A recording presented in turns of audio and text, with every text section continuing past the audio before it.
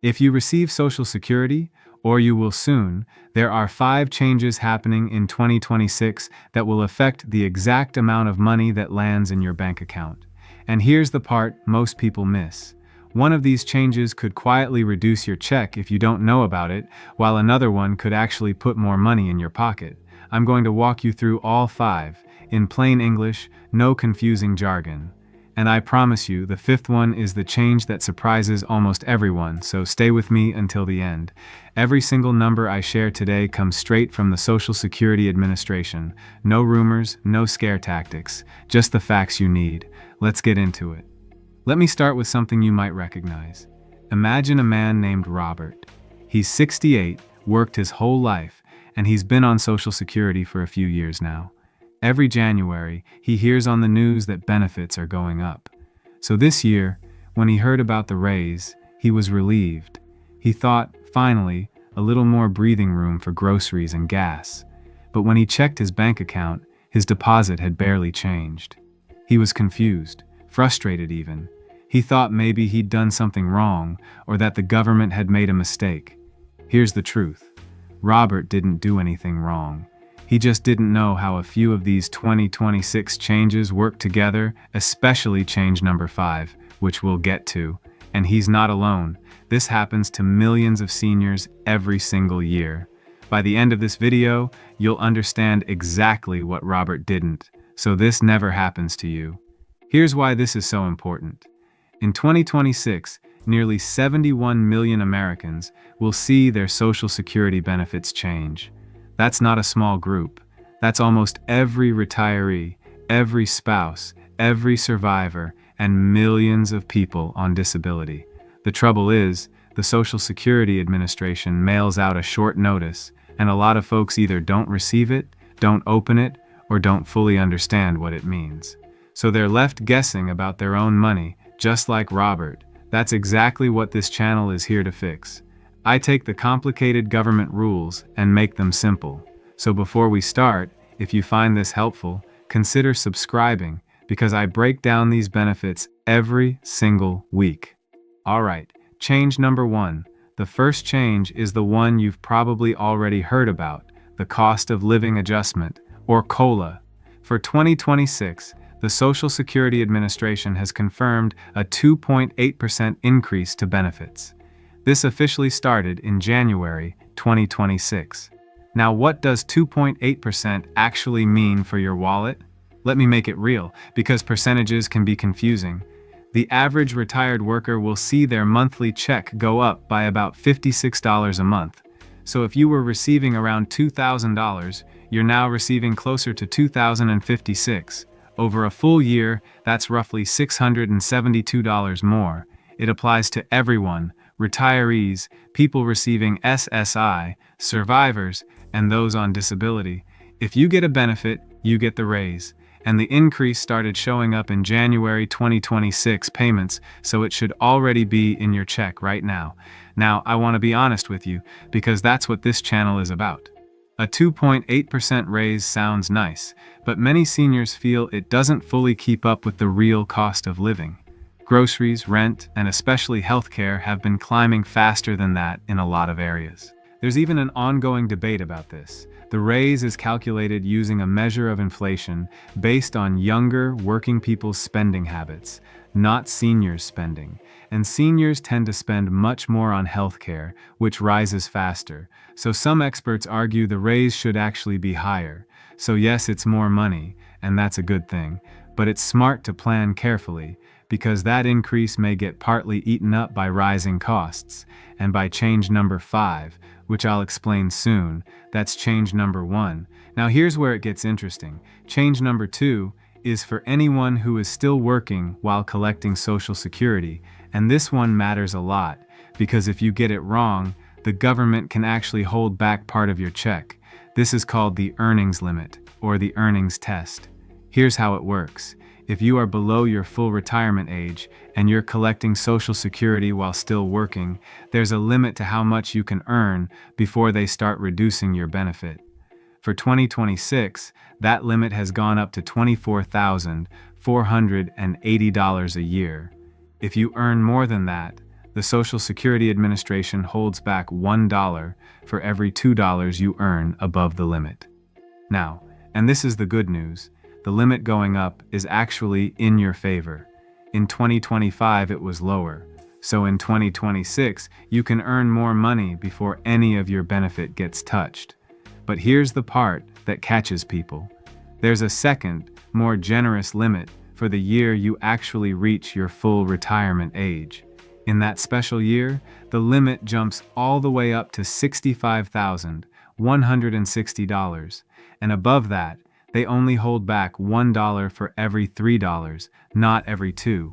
And once you actually reach your full retirement age, there is no limit at all. You can earn as much as you want, and your full Social Security check is yours to keep.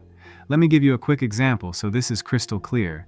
Say you're 64, collecting Social Security, and you take a part-time job earning $30,000 a year. That's about $5,500 over the $24,480 limit.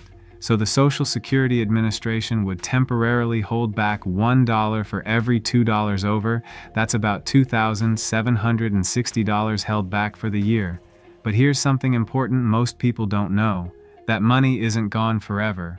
Once you reach full retirement age, Social Security recalculates your benefit and gives you credit for the months they held back. So you eventually get it back in the form of a slightly higher check. It's a timing issue, not a permanent loss. So if you're working and collecting, write these two numbers down, $24,480 and $65,160. Knowing them could save you from an unexpected surprise. That's change number 2. Change number 3 is one that affects your taxes. Change number 3 is about something called the taxable maximum, and this one mostly affects people who are still working and earning a higher income. Here's the simple version. Every year, there's a cap on how much of your income is subject to Social Security tax. You don't pay Social Security tax on every dollar you earn, only up to a certain limit. For 2026, that cap has gone up to $184,500. In 2025, it was $176,100, so it jumped by more than $8,000. Now you might be thinking, I'm retired. Why does this matter to me? Good question, and here's the answer. This number matters because it's tied directly to how your future benefit is calculated. The Social Security Administration looks at your highest 35 years of earnings, but only up to this cap each year, to figure out your monthly check. So if you're still working in your 60s, earning a good income, the amount that counts toward your future benefit is now higher. In the long run, that can mean a bigger check for you down the road. So even though this sounds like it's just about taxes, it's really about the size of the benefit you'll eventually collect. That's why I wanted you to know it. Alright, that's 3. Now change number 4 is one that affects when you can retire. Change number 4 is about your full retirement age, and there's a lot of confusion about this, so let me clear it up. Your full retirement age is the age at which you can claim 100% of your Social Security benefit. Claim earlier, and your check is permanently smaller. Wait longer, and it grows. For anyone born in 1960 or later, the full retirement age is now 67. If you were born in 1959, your full retirement age is 66 years and 10 months. This matters because a lot of people claim at 62, the earliest age you can, without realizing how much they're giving up. Let me show you the difference with real numbers.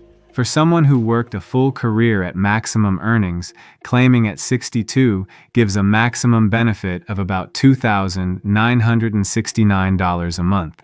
But waiting until age 70 gives a maximum of about $5,181 a month. That's a difference of more than $2,000 every single month for the rest of your life, just based on when you choose to claim. Now, I'm not telling you everyone should wait until 70. Sometimes claiming early is the right choice. It depends on your health, your savings, and your situation. But you deserve to know the trade-off before you decide, because this is one of the least reversible decisions in retirement. That's change number 4. And now, the one almost everyone gets surprised by. Change number 5. Here's the fifth change, and this is the one I really want you to hear, because it's the reason your raise might feel smaller than you expected. Remember that 2.8% COLA raise we talked about at the very beginning? Here's what a lot of people don't realize. For most seniors, your Medicare Part B premium is taken directly out of your Social Security check before it ever reaches you. So when Medicare premiums go up, which they often do each year, that increase comes straight out of your monthly Social Security payment. This means your COLA raise and your Medicare premium are connected. If your premium rises, it can quietly cancel out part, or sometimes a big part, of the raise you were counting on. This is exactly why some seniors say, "I got a raise, but my check barely changed." Now you know why. This is what happened to Robert at the start of this video. So here's my advice. When you get your benefit notice, don't just look at the COLA number. Look at the net amount, the actual dollar figure that hits your bank account after the Medicare premium is taken out. That's your real number. That's what you can actually plan your budget around. And if you want to check your exact figures, the safest place is your own My Social Security account at SSA.gov or Medicare.gov for your premium. Always go straight to the official source. Never trust a number from a random website or a phone call. That's all 5 changes. Let's do a quick recap so you've got these locked in. Number 1, the 2.8% COLA increase, about $56 more a month on average. Number 2, the earnings limit went up to $24,480, so you can earn more before any benefit is held back. Number 3, the taxable maximum rose to $184,500, which can mean a bigger future benefit. Number 4, full retirement age is 67 for those born in 1960 or later, and waiting can dramatically increase your check. And number 5, the big one, your Medicare premium comes out of your Social Security check, so always look at your net amount, not just the raise. Here's the bottom line. Knowing these 5 changes puts you in control of your own money. Most people are guessing. You don't have to be. If this helped you understand your benefits a little better, do me a favor, hit that subscribe button, because every week I take one confusing part of Social Security, Medicare, or retirement and make it simple, just like this. And if you know a friend or family member who's on Social Security, share this with them. It might save them from a costly mistake. Thank you so much for watching. I'll see you in the next one. Take care of yourself.